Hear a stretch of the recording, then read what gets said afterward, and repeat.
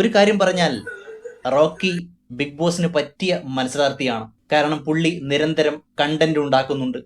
അതുപോലെ രതീഷും നിരന്തരം കണ്ടന്റ് തരുമായിരുന്നു. പക്ഷെ നിങ്ങൾ കണ്ടന്റ് ഉണ്ടാക്കിയാലും അതിനൊരു ലിമിറ്റുണ്ട്.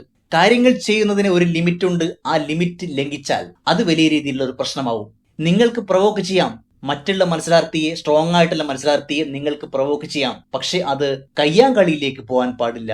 അവിടെ കളി മാറി നിങ്ങൾ പുറത്തേക്ക് പോകേണ്ടി വരും. നിങ്ങൾ പെട്ടിയുമായി വീട്ടിലേക്ക് പോകേണ്ടി വരും. അതാണ് ഇവിടെ റോക്കിക്ക് സംഭവിച്ചത്. സിജോ നന്നായി പ്രൊവോക്ക് ചെയ്തു, റോക്കി അതിൽ വീണു എന്നുള്ളതാണ്. കാരണം സിജോ ക്യാപ്റ്റൻ ആയപ്പോൾ തൊട്ട് റോക്കിക്ക് ഒരു ചൊറിച്ചലുണ്ട് എന്ന് നമുക്കെല്ലാം മനസ്സിലായതാണ്. സിജോ റോക്കിയോട് പറയുകയാണ്, നീ സീസൺ 1 പല മത്സരാർത്ഥികളുടെ മാസ് ഡയലോഗുകളും പഠിച്ചു വന്ന് പറയുകയാണ്. അതല്ലാതെ നീ വേറെ എന്താണടാ ഇവിടെ ചെയ്യുന്നത്, വേറെ എന്താണ് നിനക്ക് ചെയ്യാൻ കഴിയുന്നത് എന്നൊക്കെ പറഞ്ഞ് സിജോ പ്രൊവോക്ക് ചെയ്യുന്നു. എടാ പൊന്നെ, എടാ കുട്ട, എടാ മുത്തേ എന്നൊക്കെ വിളിച്ചുകൊണ്ട് റോക്കിയുടെ താടിയിലൊക്കെ സിജോ ഇങ്ങനെ തട്ടി പ്രൊവോക്ക് ചെയ്യുന്നുണ്ട്. അപ്പോൾ റോക്കി പറയുന്നു, നിന്റെ കവാലക്കുറ്റി അടിച്ച് ഞാൻ പൊട്ടിക്കും, ധൈര്യമുണ്ടെങ്കിൽ എന്നെയും തുടരാ എന്ന് റോക്കി പറയുന്നു. സിജോ എന്ത് ചെയ്യുന്നു?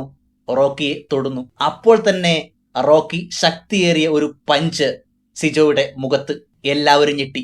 മത്സരാർത്ഥികളും ബിഗ് ബോസും പ്രേക്ഷകരും എല്ലാവരും ഞെട്ടിയിരിക്കുകയാണ്. ഈ ഒരു സംഭവത്തിന് ശേഷം റോക്കി കൺഫെഷൻ റൂമിലേക്ക് പോകുന്നു. നമ്മളെല്ലാം കരുതി അത്രയും സ്ട്രോങ് ആയിട്ടുള്ള പഞ്ച് നടത്തിയ റോക്കി കൺഫെഷൻ റൂമിൽ പോയി ഞാൻ പോവുകയാണ്, ഇത്തരത്തിലുള്ള ഗെയിമിന് ഞാനില്ല എന്നൊക്കെ പറയും എന്നാണ് കരുതിയത്. പക്ഷെ നേരെ തിരിച്ചായിരുന്നു സംഭവം. ഒരു 2ാം ക്ലാസ്സിലെ കുട്ടിയെ പോലെ അവിടെ വാവിട്ട് കരയുകയാണ് റോക്കി.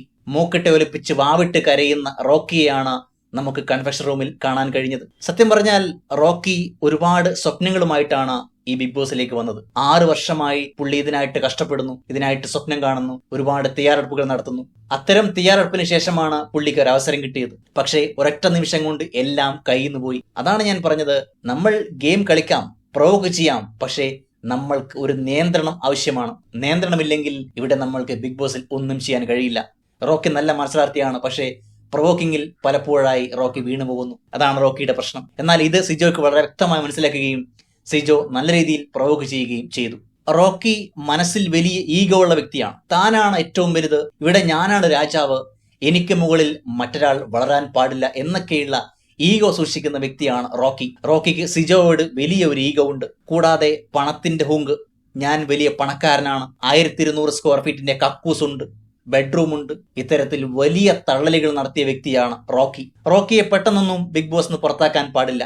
2-3 ദിവസം സീക്രട്ട് റൂമിൽ ഇരുത്തി ശ്രമ പഠിപ്പിച്ചു മാത്രമേ ഈ റോക്കിയെ ബിഗ് ബോസിൽ നിന്നും പുറത്തുവിടാൻ പാടുള്ളൂ. ഇവിടെ സിജോ തനിക്ക് പരാതിയില്ല എന്ന് പറഞ്ഞെങ്കിൽ പോലും ഇവിടെ റോക്കി പുറത്താകുമെന്നുള്ള കാര്യത്തിൽ യാതൊരു സംശയവുമില്ല. അത്തരത്തിലുള്ള ഒരു നിയമലംഘനമാണ് റോക്കി നടത്തിയിരിക്കുന്നത്. എന്തായാലും നമുക്ക് കുറച്ച് മണിക്കൂറുകൾ കൂടി ക്ഷമിച്ചിരിക്കാം.